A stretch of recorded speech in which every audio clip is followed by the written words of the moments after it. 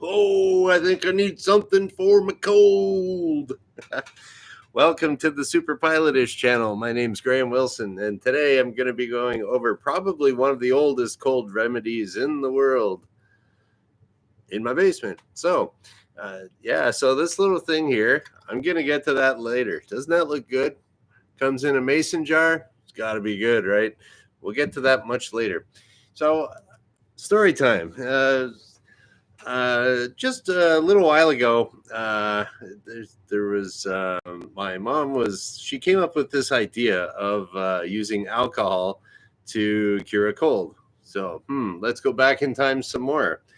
There was years ago, I was an exchange student in Germany, and we were going to go on this river cruise on this little boat, bunch of exchange students, and so you're allowed to BYOB, so you could bring your own booze. Okay, cool. So, but at the time, all the grocery stores were closed, all the liquor stores were closed, and one of the people in our gang said, "Hey, where can we get like beer, wine, or something like that?" And they said, "Oh, the gas station down there. That's open." For I don't know, it was like 15 minutes, and we're like, whoa!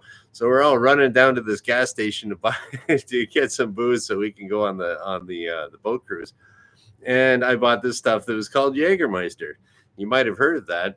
And but at the time, it wasn't sold in North America, and I was like, oh, what's this stuff? It's got a cool bottle. Okay, I'll buy that. Jägermeister, and then because I didn't want to get like warm beer sitting around. It was like, okay, maybe I'll get some. I think they were, I assume they would sell, like some Coke or something, mix it. There we go. So, anyways, we got back to the boat and they didn't have any of that. So I had this bottle of Jägermeister and I was like, kind of sipping out of this thing. And there's a German couple over there looking at this kid, me, sipping this horrible tasting stuff, and they said, "Oh, are you sick?" And I'm like, "No."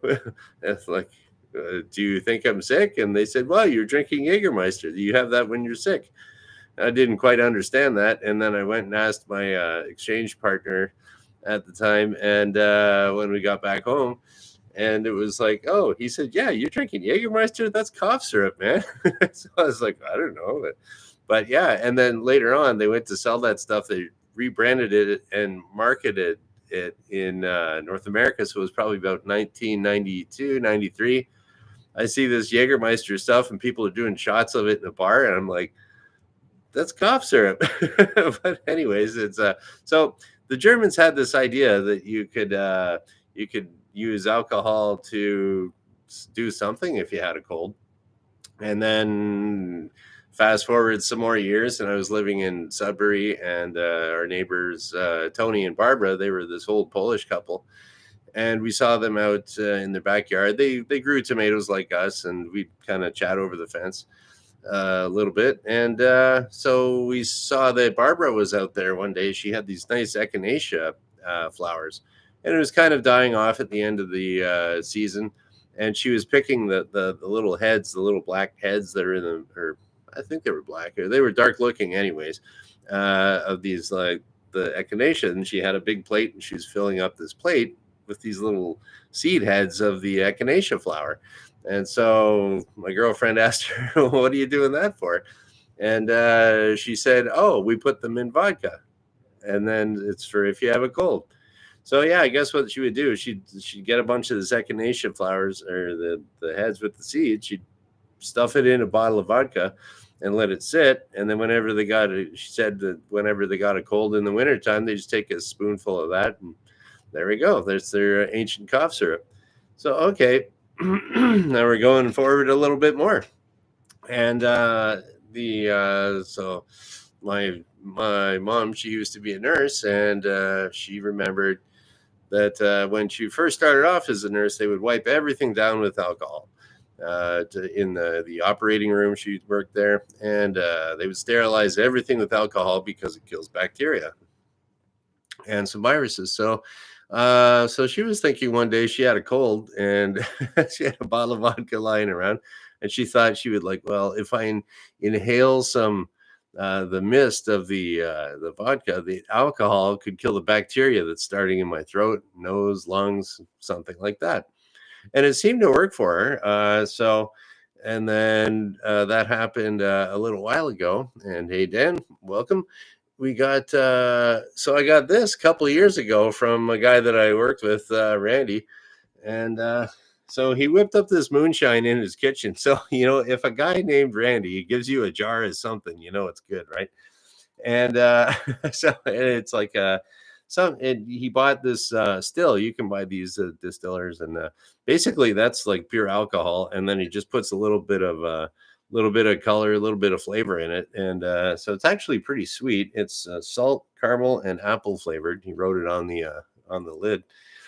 And then so the idea there is that you kind of stick it in your mouth, and then you kind of inhale it, so you get like the vapor of it goes into your lungs, and then you hold it if you want, and then breathe out through your nose, and then so that you're getting kind of like the idea is to get an alcohol mist all the way into your lungs through your throat, and then if it's there too long, then you just swallow it. So, and Randy's stuff is potent. So even like I will demonstrate how it's done with just a tablespoon of it. And now this my girlfriend did this just the other day. She was not complaining, but she said that, oh, my throat's getting a little scratchy, and I can kind of feel it up into my ear, and I'm coming down with a cold. I said, oh, you got to try Randy's hooch. And then she said, oh, okay. And she did it, and she's like, oh, I think she got a little bit of a buzz right away, but because it's pretty potent stuff. And then yeah, so and then she did 1 tablespoon in the afternoon, and then one before she went to bed. Next morning she was fine. So I think and I've done that before too with this, where you just start to feel it coming on, and it works for me. So I don't know what the exact science of it is. Am I imagining it? Does it get the bacteria all drunk so that your macrophages and white blood cells can attack them better? Maybe, but we'll see. So anyways, I will show you. Oh, and then yeah, so I mean, alcohol's been around since they're Egyptians were making beer and stuff. So there's always been something medicinal about it, but I mean, like with too much of it, yeah, it's not too much of anything's not good for you.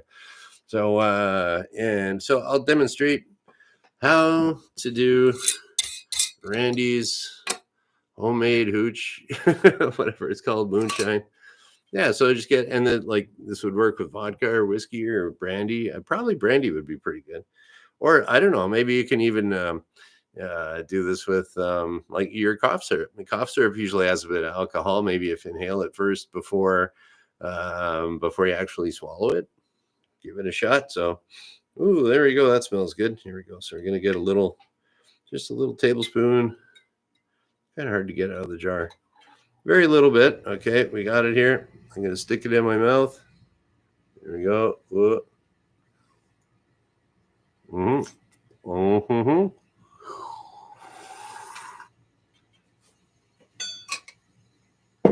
Mm-mm.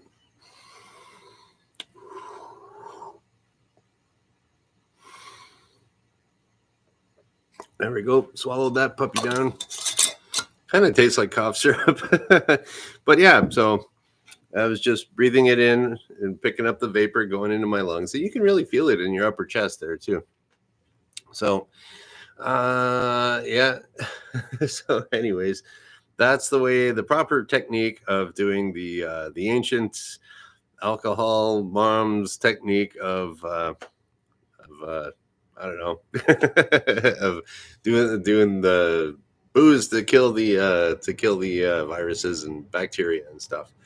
So yeah, so because that is alcohol, you don't want to be doing that before you drive, or definitely if you're going to be flying, that's a no.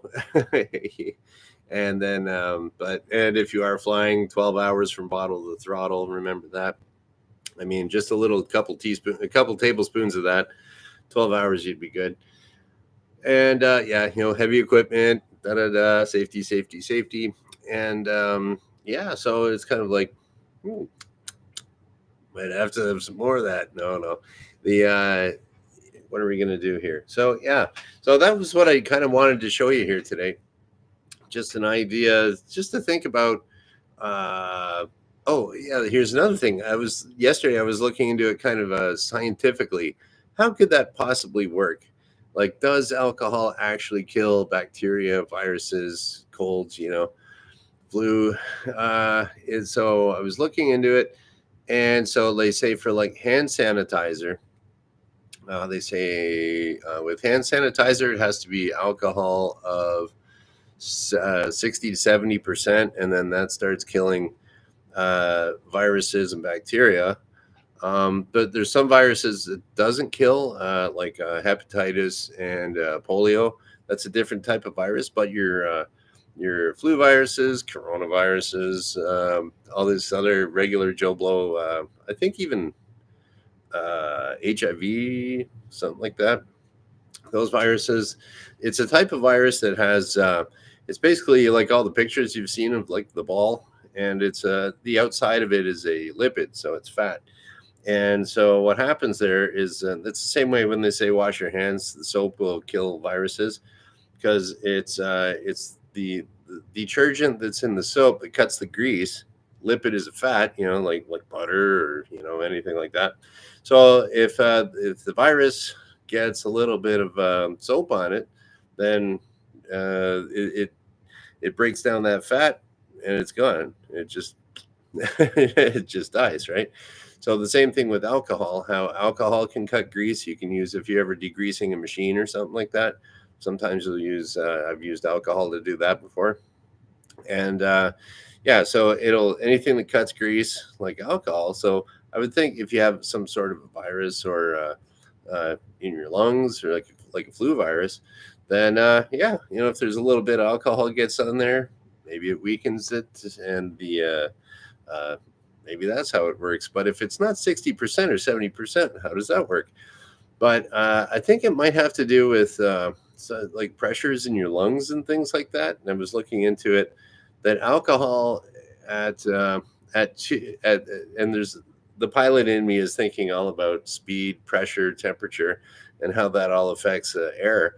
So I was thinking, what's the evaporation point of like depending on where you are. Like if you're up on the top of a mountain, your water will boil at a lower temperature. It won't get that hot, and it'll just boil off. So that's because there's low pressure there. So I was thinking, and alcohol has a different evaporation point. And so I was looking at 2 pounds per square inch at body temperature, about 38 Celsius, alcohol will evaporate. So I wonder if there's some parts of your lungs that would possibly be at 2 psi, and then your 40% alcohol mist is now evaporated, essentially turning into like a vapor that once it cools off again turns into 100% alcohol. I don't know, and then maybe that'll kill some bacteria. It was kind of funny. I was getting into it, like I don't know, it might work. I'd like to know exactly how it works, or if it does work. Maybe it's all placebo too. You never know. But anyways, that is about it. Yeah, we'll kind of take a look here. Let's see if there's any little. Oh yeah, wrenches here too. 2 psi, like a breathalyzer. I don't know exactly how a breathalyzer works. Okay, and what else we got here?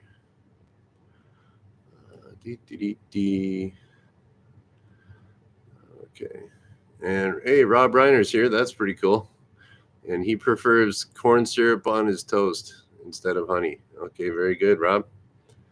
I thought Rob didn't. I thought you didn't have access to your account there, Rob. Something weird. Okay. Well, good to see Rob Reiner back, and Jordan, of course, always good.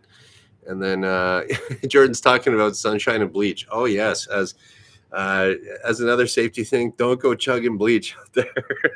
Don't try doing this stuff with bleach. I was even thinking about saying like hydrogen peroxide. That can do it too. But hydrogen peroxide. Like I went to the dentist and I got some just like a cleaning type thing. And when they were all really concerned about different viruses floating around, they said, here, swish this stuff around in your mouth. It was hydrogen peroxide. It tasted terrible. It was disgusting. I just almost wanted to throw up. It was like, but I don't know. Everyone's worried about bacteria and stuff at the dentist back then. So, yeah, it tastes terrible. I wouldn't recommend doing it with hydrogen peroxide either, even though it's mild. Even if you do swallow a little bit, it can upset your stomach, from what I've read. So, just stick to regular alcohol or regular cough syrup. Probably couldn't hurt. And then, oh yeah, that's another thing too. Corey was talking about here. Try Vicks on your forehead and under your eyes. That Vicks Vapor Rub, that eucalyptus kind of vapor smell type stuff. I'm gonna put a link in the description below to. I was doing some research on this. You're gonna see like I don't know whether it's the best, the worst, the funniest, or the saddest or craziest news report I've seen about how to treat the common cold or stuff. Like it's like some chick, and like you got to check it out, and it's just like that's news. What? So I'll put that just for fun. I'll put that in a link to that funny video. It'll make you think about the whole status, the whole status of like media news. Like it'll kind of blow your mind. You're like, did I just see that? It's pretty cool. And it's from, I don't know, 4 or 5 years ago. So 4 or 5 years ago, people thought differently about colds and viruses than they do now, right? So it was an interesting little trip back in time. So it's just, I was like, what is this? I got a link to it. But so in my post-production after this, I'll put a little link there. And you watch it a couple times, freeze frame it, and it'll blow your mind how weird this is. And I think they're serious. So yeah, so Vicks, when we were kids, you always got the Vicks Vapor rub it on your chest, go to bed, and breathe all that stuff in. Okay. Oh, Wrench has got a good that's a good chemistry joke there, Wrench. Okay. Yeah. All right, there we go. And Jordan's wondering, how's my tablespoon full of hooch there? Am I feeling it? No, not really. Just a little bit. I can still taste it in my mouth though. Tastes pretty good. Randy makes some good hooch. So, anyways, that is about it for today. Today is Friday. Cool. So the weekend's coming up, starting tomorrow. And glad you guys could come in today for a little bit. So today's Friday. So it looks like I'll see you on Monday, because I do this Monday, Wednesday, Friday at noon Eastern. And we're going to shut her down. Yeah, that's right. Thanks, Randy. If you see the video, still got it. I'm still scared to do like a full. I think I did one shot of it once, and I was like on my. I was like, whoa, that's the real deal. So I'm just using it medicinally now. So, anyways, cool. And hi to Shecky if he's out there. So, all right, let's. We'll shut her down. Thank you for watching. Bye.